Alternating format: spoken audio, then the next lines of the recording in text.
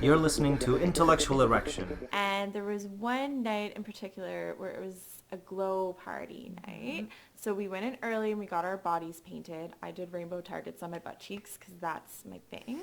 But we had, we were very prepared. We made an epic playlist. We had a glowing dildo. Thomas. He glows in the dark. I've named Thomas that. the glowing dildo. Yeah. I name all of Madison's dildos, and it's another. So yeah, we just had this really epic scene. It was really fucking hot. You fucked me with that in a variety of ways. We were eating each other out, and then we had glow paint all over our faces. We got really into it, and we put on a really epic scene. And I just love when people who are watching are into it. And then we had so many people come up and be like, "It was amazing," and the playlist was so good. The music, it was just it was my highlight, best performance at Oasis, and I did a lot of spectator shows there. Months later, people would find us randomly at Oasis or other things that we might be at or attending and be like, that was a really sweet show. It's stuck in my mind. And it's because, us being legitimate, actual real life partners, we were just kind of playing off of our own energy, which is something and a comment we get a lot too. Yeah, that comes across in the spectator when you have that intimacy. Yeah, exactly. When you have that chemistry.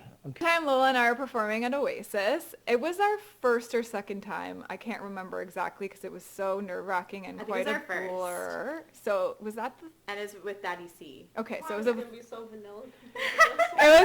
So we had this threesome performance planned, and we were all kind of nervous, I think. I mean, I don't think me and our shared boyfriend at the time had ever performed live before. And so Lola was our foray into it, being it's cool, guys, don't worry, it's gonna be great. And we're just kind of I'd done sex in front of a cameraman before, but not in front of an audience, and that's a whole other thing, live audience. Yep.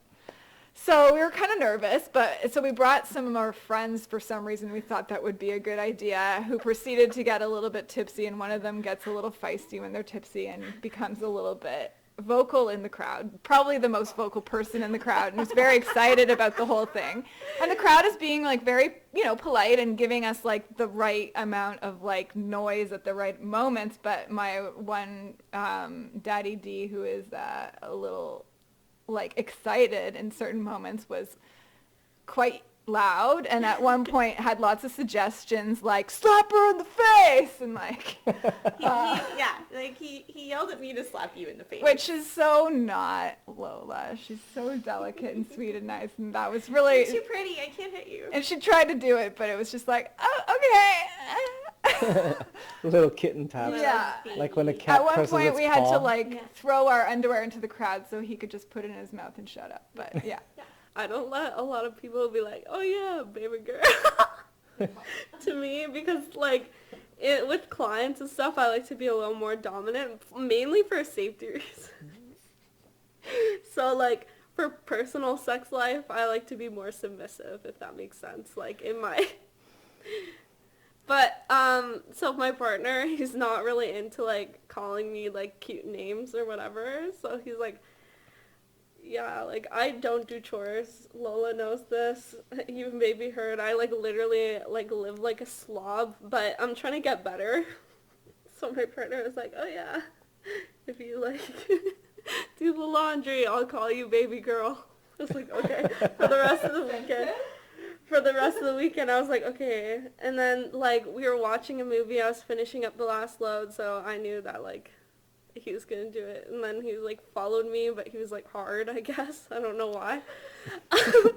He's like, oh, that's laundry folding. Yeah, he's like, oh, you did good, baby girl, something like that. And I was like, oh yeah. He's rubbing his dick up on me, and I'm pretty to be no, that whole routine.